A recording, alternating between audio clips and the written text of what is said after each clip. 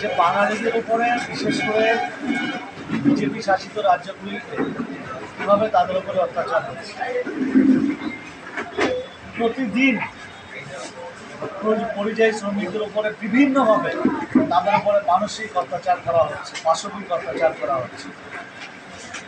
তো স্বাভাবিকভাবে আমরা বাঙালি কোনোদিনও কারোর কাছে নত স্বীকার হয়নি। আর আজকের দিনে দাঁড়িয়ে যে বাঙালিদের রক্তের বিনিময়ে ভারতবর্ষ স্বাধীন হচ্ছে, দেশ স্বাধীন হচ্ছে, আর সেই বাঙালিকে আজকে অন্য রাজ্যকে তাদের উপর অত্যাচারিত হতে হচ্ছে, তার বিরুদ্ধে আমাদের প্রতিবাদ।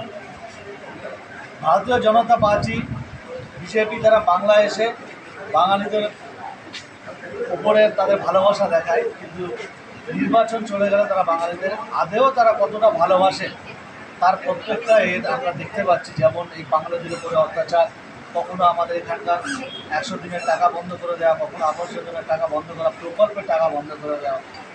অর্থাৎ তারা রাজনৈতিকভাবে লড়াই করতে না পেরে বাংলার উপরে তারা তাদের ক্ষমতা প্রয়োগ করে বাঙালির উপরে অত্যাচার করে।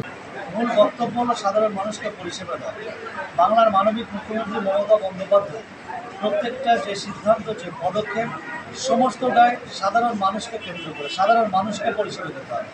তাই জন্য আমরা জনপ্রতিনিধি হিসাবে আমরা সেই কাজ করে চলেছি, সাধারণ মানুষের পাশে থাকার চেষ্টা করি, সাধারণ মানুষ কী চাইছেন সেটা বোঝার চেষ্টা করি।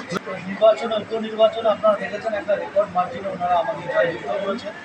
মমতা বন্দ্যোপাধ্যায়ের ওপর আস্থা ভরসা রেখে ওনারা আমাকে রেকর্ড মার্জিনে জিতিয়েছেন।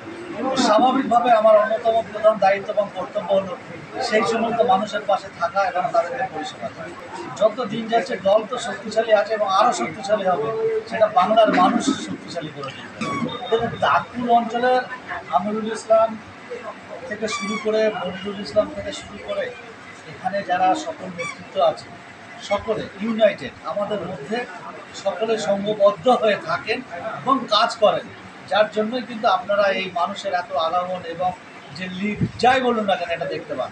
এটা একমাত্র সমস্তটা ইউনিটি, এবং আমি আশা করব আগামী দিনে এই ইউনিটিটা আরও স্ট্রং হবে।